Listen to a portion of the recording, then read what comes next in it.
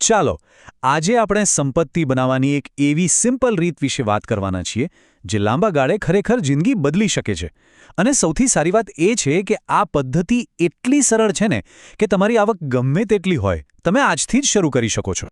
શું ક્યારે એવું બન્યું છે કે મહિનો પૂરો થાય અને એવું લાગે કે યાર બધા પૈસા ક્યાં ગયા? આ છે ને લગભગ બધાની કોમન પ્રોબ્લેમ છે. તો ચાલો આજે આની પાછળનું કારણ શોધીએ અને એનો એકદમ સરળ ઉપાય પણ જાણીએ. ખબર છે સૌથી મજાની વાત શું છે? આ સમસ્યા ખાલી ઓછી આવકવાળા લોકોની નથી.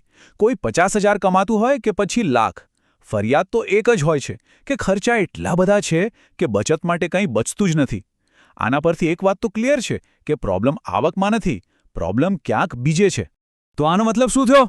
પ્રોબ્લેમ આપણી આવકમાં નથી, પ્રોબ્લેમ તો આપણી આદતમાં છે. આપણે જે પણ કમાઈએ છીએ ને એ બધું જ ખર્ચી નાખવાની આપણને ટેવ પડી ગઈ છે. એકવાર આપણે આ આદતને બદલીશું તો જ ફાઇનાન્શિયલ ફ્રીડમનો રસ્તો ખુલશે.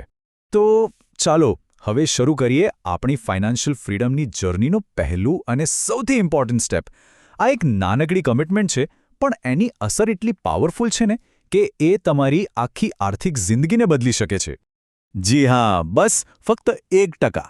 કદાચ સાંભળવામાં આ બહુ નાનું લાગે પણ સાચું કહું તો આ જ આપણી સફળતાની ચાવી છે. આપણે કોઈ મોટો પહાડ નથી ચડવાનો, બસ એક નાનું પગલું ભરવાનું છે. આ જ આપણું સ્ટાર્ટિંગ પોઈન્ટ છે જ્યાંથી બધું બદલાવાનું શરૂ થશે.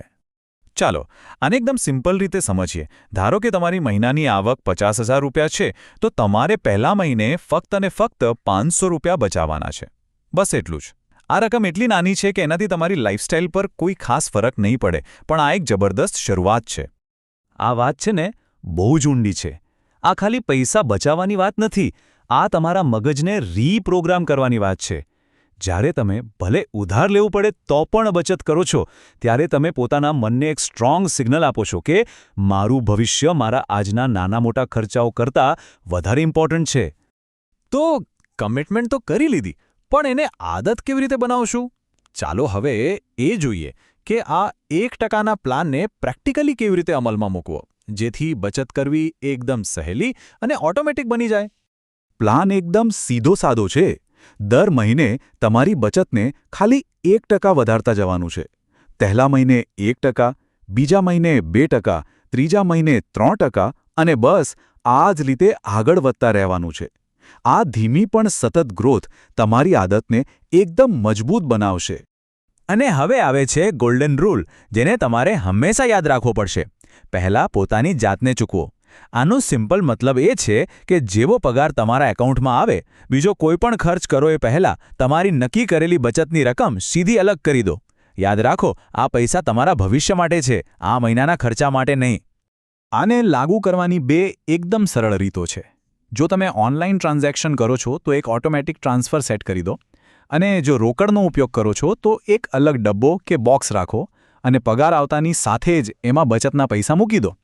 મેઇન વાત એ છે કે એ પૈસા તમારી નજર અને પહોંચથી દૂર રહેવા જોઈએ.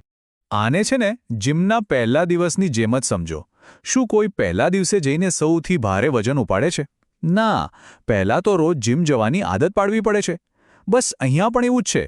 શરૂઆતમાં તમે કેટલા પૈસા બચાવો છો એ મહત્વનું નથી. મહત્વ એ વાતનું છે કે તમે બચત કરવાની આદત પાડી રહ્યા છો. બસ શરૂઆત કરો. ઓકે, તો આપણે કેવી રીતે બચત કરવી એ તો શીખી લીધું. પણ સવાલ એ છે કે શા માટે આ નાનકડી 1%ની આદત આટલી પાવરફુલ કેમ છે? ચાલો હવે કમ્પાઉન્ડિંગના જાદુને સમજીએ અને જોઈએ કે કેવી રીતે આ નાની નાની આદતો લાંબા ગાળે એક મોટી સંપત્તિ બનાવે છે. જરા આ આંકડાઓ જુઓ. એ જાતે જ બધું કહી દે છે. દર મહિને ફક્ત 1% વધારવાથી 1 વર્ષ પૂરું થતાં સુધીમાં તમે તમારી આવકના 12% બચાવતા થઈ જશો અને આ જ સ્પીડ ચાલુ રાખશો તો માત્ર 2.5 વર્ષમાં તમે 30%ના બચત દર પર પહોંચી જશો, જે ફિનાન્શિયલ પ્લાનિંગમાં એક બહુ મોટો માઇલસ્ટોન ગણાય છે. અને એકવાર જ્યારે તમે તમારી બચતને વધતી જોશો ને ત્યારે તમને એક અલગ જ પ્રકારની ખુશી આપશે. પછી બચત કરવી કોઈ બોજ નહીં પણ એક મજાનો અનુભવ બની જશે. અને આ જ ખુશી તમને હજી વધારે બચત કરવા માટે મોટિવેટ કરશે. અત્યાર સુધી આપણે બચતની વાત કરી, પણ આપણો અંતિમ ગોલ ખાલી પૈસા બચાવવાનો નથી. આપણો ગોલ છે વેલ્થ ક્રિએટ કરવાનો, એટલે કે સંપત્તિ બનાવવાનો. ચાલો હવે આ સફરના સૌથી એક્સાઇટિંગ ભાગ પર જઈએ. પગાર પરની નિર્ભરતાથી સંપત્તિની સ્વતંત્રતા સુધી. અહીંયા છે ને બે અલગ અલગ માઇન્ડસેટ વચ્ચેનો મોટો ફરક છે. સામાન્ય રીતે લોકો વિચારે છે કે તેમનો પગાર જ તેમની બધી આવક છે. પણ વેલ્ધી માઇન્ડસેટવાળા લોકો અલગ રીતે વિચારે છે. એમના માટે પગાર તો ખાલી રોજિંદા ખર્ચા અને લાઇફસ્ટાઇલ માટે છે. તેમની અસલી સંપત્તિ તો તેમની એસેટ્સમાંથી બને છે. અને આ જ છે આપણો અલ્ટિમેટ ગોલ, પેસિવ ઇન્કમ. એટલે કે એવી આવક જે તમારી એસેટ્સમાંથી આવે છે, તમારા સમયમાંથી નહીં. જેમ કે મકાનનું ભાડું, સ્ટોક્સમાંથી મળતું ડિવિડન્ડ કે પછી તમારા રોકાણ પર મળતું વ્યાજ. આમાં તમે પૈસા માટે કામ નથી કરતા, પણ પૈસા તમારા માટે કામ કરે છે. જ્યારે તમારી પેસિવ ઇન્કમ એટલી વધી જાય કે એ તમારા આખા મહિનાના ખર્ચાને આરામથી કવર કરી લે, ત્યારે તમે સાચા અર્થમાં આઝાદ થાઓ છો. ત્યારે તમારે પૈસા માટે કામ કરવાની કોઈ મજબૂરી નથી રહેતી. બસ આને જ કહેવાય ફાઇનાન્શિયલ ફ્રીડમ. એક એવી સ્થિતિ જ્યાં પૈસા તમારી ચોઇસને કંટ્રોલ નથી કરતા, પણ તમને તમારી શરતો પર જિંદગી જીવવાની આઝાદી આપે છે. તો આ બધું જાણ્યા પછી હવે સવાલ એ નથી કે તમે બચત કરી શકો છો કે નહીં. અસલી સવાલ તો એ છે કે શું તમે શરૂઆત કરવા તૈયાર છો? આજે જ તમારી આવકનો એ 1% શોધી કાઢો અને તમારી પોતાની ફિનાન્શિયલ ફ્રીડમ તરફનું પહેલું પગલું ભરો.